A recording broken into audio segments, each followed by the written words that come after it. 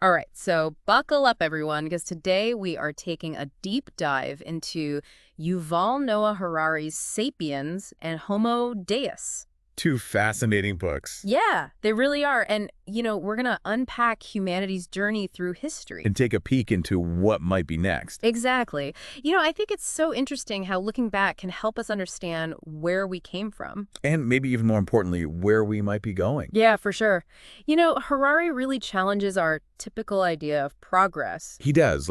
We tend to think of progress as this nice, neat line, always upwards. But Harari shows how messy and complicated it all really is, full of choices and consequences. Right, and that whole idea of progress, it really comes up when he talks about those early forager societies. Right. We often romanticize them. Oh, totally, like this noble savage idea, living in harmony with nature. But Harari kind of flips that on its head. He does, doesn't he? He calls them the original affluent societies, which when you first hear it sounds pretty great.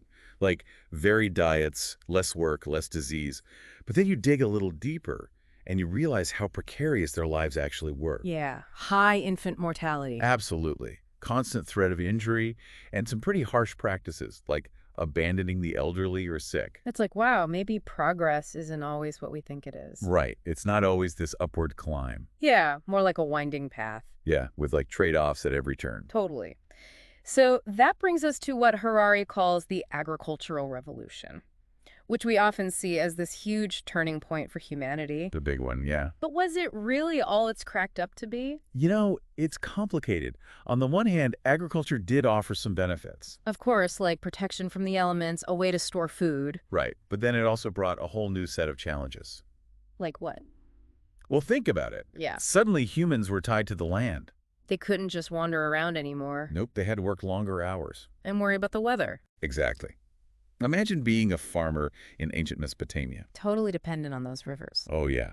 Too much rain, too little rain, either way, you're in trouble. It really makes you rethink this whole equation of progress equals happiness. Doesn't it? And then Harari throws in this concept of imagined orders. Oh, yeah, that blew my mind. Such a fundamental idea, right? Yeah. That so much of what we consider real money, nations, human rights. Like it doesn't actually exist. Well, it exists because we collectively agree that it exists. We make it real. Yeah, through these shared myths. Like stories we tell ourselves. And those stories hold societies together. Harari uses Hammurabi's code as an example. A perfect one. Yeah, like social hierarchy ordained by the gods. Justifying inequality. But enabling large-scale cooperation. Exactly. So it's like, okay, these imagined orders can be powerful. But are they all created equal? Right, that's the question. If not, how do we choose which ones to follow? Which ones to challenge? Which ones to change? It really highlights the power of ideas. In story, Yeah, to shape the world, for good or bad. it all comes back to storytelling. And speaking of storytelling, Harari's point about the birth of writing is perfect. Oh, I love that part. He talks about how the earliest writing wasn't for poetry or love letters. It was for accounting. For barley transactions, can you imagine? Like 29,086 measures barley, 37 months kushim. Literally. But those cuneiform tablets tell us so much. Like what? Well, think about it. The first recorded name in history was an accountant. Not a king, not a prophet. An accountant. It speaks to this human need to organize. To quantify, to track. It's like the ancient version of our obsession with data. Spreadsheets. And speaking of organizing the world, we can't forget about empires. Harari doesn't shy away from them. No, he doesn't. And we all know the downsides of empires. Conquest, brutality. Exploitation. But he also argues that they played a key role in shaping the world we live in today. They were like the original engines of globalization, right? Spreading languages, technologies, cultures all over. Think about it. The Roman Empire, the Akkadian Empire, the Persian Empire. Their influence is everywhere. Even in our identities. Harari points out that modern-day Egyptians identify as Arabs. It's a legacy of those conquests in the 7th century. It's like, wow, these echoes of the past continue to ripple through time. Shaping who we are today. And speaking of systems that have left their mark, there's capitalism. Oh, yeah. Can't forget about that. Harari argues it's not just an economic theory anymore. More like a pervasive ethic. Cool. It shapes how we see ourselves, how we interact with the world. He talks about how capitalism thrives on growth. And consumerism. Which is like the opposite of what traditional values used to be. Right, like frugality and stuff. And to illustrate this, he uses some fascinating examples. Like what? The Dutch East India Company, the Mississippi Bubble. Oh, yeah. Talk about booms and They busts. show the promise and the peril of these early capitalist ventures, It makes you realize how deeply capitalism influences our lives. even if we don't always realize it. Yeah, it's like we're all swimming in it. Hard to see the water when you're in it, right? Exactly. So, this brings us to another turning point Harari talks about, the scientific revolution. This shift towards observation and experimentation, Using reason to understand the world, it led to some incredible advancements. no doubt about it, but But it also opened up a whole Pandora's box. of ethical dilemmas. Yeah, we gained all this knowledge. But are we wise enough to handle it? That's the question, isn't it? Especially in areas like genetic engineering. Where the potential for good and for harm is just massive. It's a bit scary, to be honest. Definitely something to think about. Yeah, like, are we moving too fast? Are we equipped to deal with the consequences? It's a heavy question. And it leads to another challenging idea that Harari brings up. What's that? The idea that, from a scientific perspective, human life might not actually have inherent meaning. Whoa. Okay. Yeah, it's a jarring thought. It is. What does that even mean? Well, he argues that things like happiness are largely a product of our brains. So, like chemical reactions. Basically, yeah. So a medieval peasant might have been just as happy as a modern banker. Even though their lives were completely different. Exactly. It challenges our whole modern obsession with happiness. Like all those self-help books and meditation apps. It's like, maybe we're missing the point. So, if happiness is just a chemical reaction, Does it really matter? right, and what are we supposed to do instead? Harari suggests shifting our focus to meaning and purpose. Instead of just chasing happiness? Finding things that give our lives meaning. Like what? Creative pursuits, relationships, exploring spirituality. Okay, that makes sense. It's about engaging with something bigger than yourself. And this ties back to what we've been talking about all along. Narratives. Yeah, the stories we tell ourselves. They shape our experiences. And Harari says this applies to technology too. Absolutely. How we view AI, dataism, the future itself. It all comes down to the stories we choose to believe. Are we embracing a narrative of fear and dystopia? Or one of hope and possibility. Because those stories will shape the future. That's a powerful thought. It is. It reminds us that we're not passive observers, We have the power to shape technology. to steer it in a direction that benefits humanity. Okay, I'm ready for more. Let's dive into Harari's vision of the future. I'm both excited and a little terrified, to be honest. It's a wild ride. All right, bring it on. It's this idea that the universe is basically just information, like data flowing around, and the most important thing is how that data gets processed. So instead of going with our gut or intuition, we should just let the algorithms make the decisions for us. Well, in a nutshell, yeah, dataists believe that algorithms can look at huge amounts of data and find patterns and ultimately make decisions more objectively.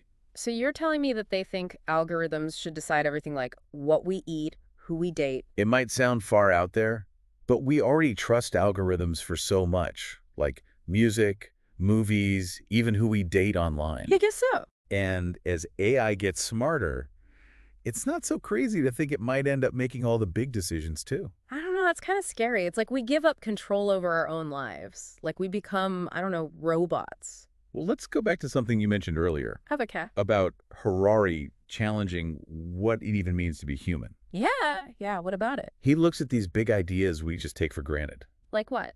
Well, things like free will or having a consistent sense of self. Those are pretty fundamental. I know, right? Yeah. But he uses all this research from like neuroscience, psychology, even behavioral economics to suggest that these might just be illusions.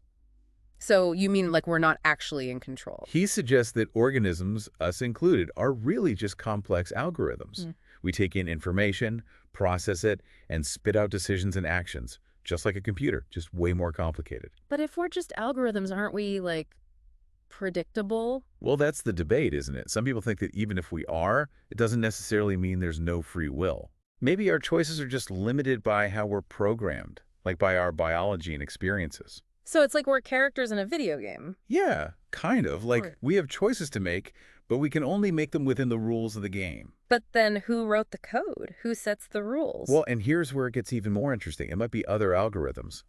As AI gets better, it's getting crazy good at predicting and even changing how humans behave. I mean, I guess we see that every day. Yeah, marketing, social media, all that stuff. It's like a loop.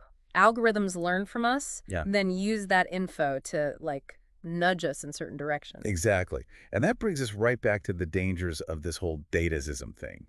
If we give algorithms too much control, we could lose our independence, our sense of being able to make our own choices. So the big question becomes, what does it even mean to be human if algorithms are calling the shots? I mean, you're making me think here, but I guess algorithms could also be used for good, right? Oh, definitely. They could help with some of the biggest problems we're facing, like poverty, healthcare, even climate change. So it's not all doom and gloom then, but how do we make sure they're used ethically? That's the challenge. One of the biggest worries is bias. I've heard about that. If the data used to train an algorithm is biased, then the algorithm is going to be biased too. So instead of getting rid of inequality, algorithms could make things even worse. Exactly. Yeah. And then there's the issue of knowing how they make decisions. Like, who's responsible when something goes wrong? Yeah, feels like we're stepping into a whole new world here. We are. One where we might have to completely rethink the way things work. Okay, so we talked about ancient humans and empires, then capitalism and datism, now this. It's a lot. I know. But before we move on to what Harari thinks the future holds, let's circle back to something else. Sure. About our modern obsession with happiness. Oh yeah, didn't Harari say that it's actually making us less happy? It is a bit of a paradox, but he explains it so well. How so? He says that by always chasing happiness and setting these crazy high expectations, we just set ourselves up to be disappointed. So we should just give up, be miserable. Not at all. He says we should focus on finding meaning and purpose. Instead of just chasing those happy feelings. Right. He suggests things like doing creative stuff, having meaningful relationships, exploring spirituality as ways to find real satisfaction. Yeah, I can see that. Like when you're doing something you really care about, happiness just comes naturally. That's it.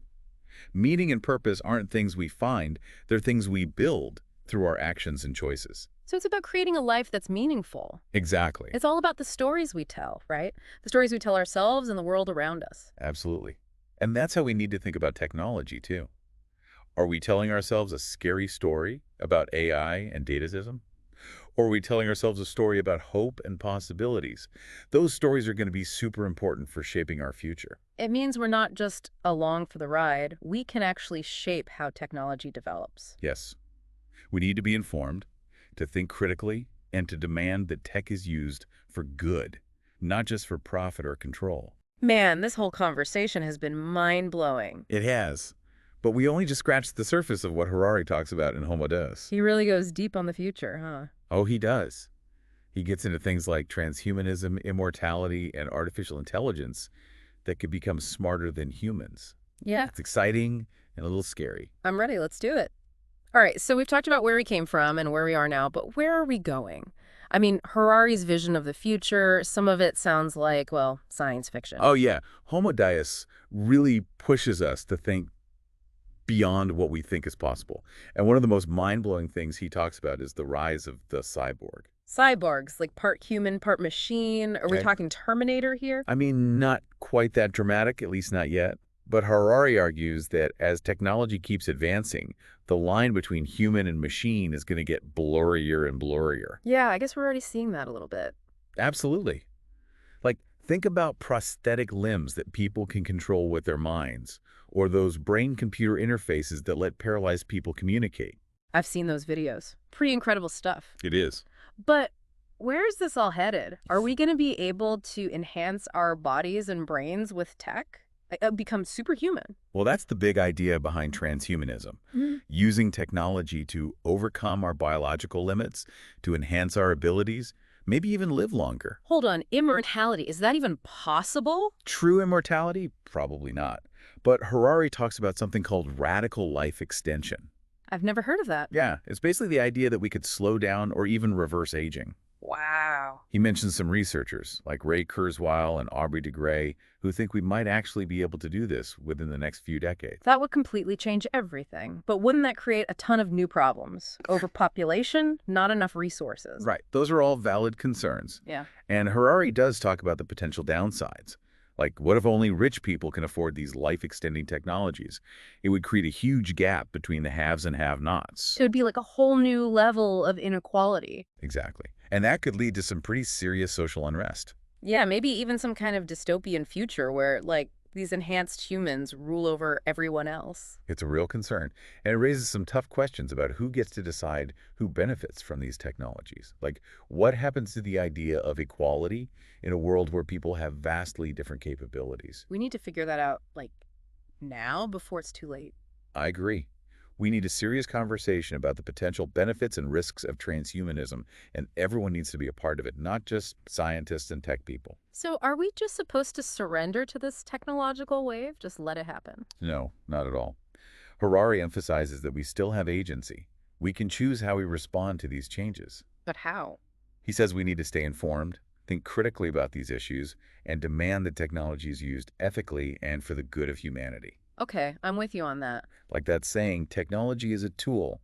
It can be used to build or destroy, and it's our responsibility to decide how we use it. It all comes back to narratives, doesn't it? The stories we tell ourselves. It does. If we buy into a narrative of fear and dystopia, that's probably what we'll get.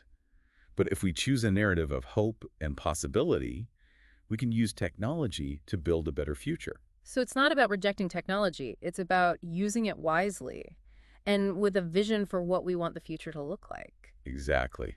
We need to question everything, stay curious, and always keep imagining the kind of future we want to create. Wow, this deep dive has really been eye-opening. I know, right? Harari takes us on a journey through history, the present, and this potential future. From ancient farming to datism, from chasing happiness to maybe even living forever, it really gets you thinking about what it means to be human in this crazy world. He definitely challenges us to think differently, makes you question what you thought you knew. But he also leaves us with a sense of possibility.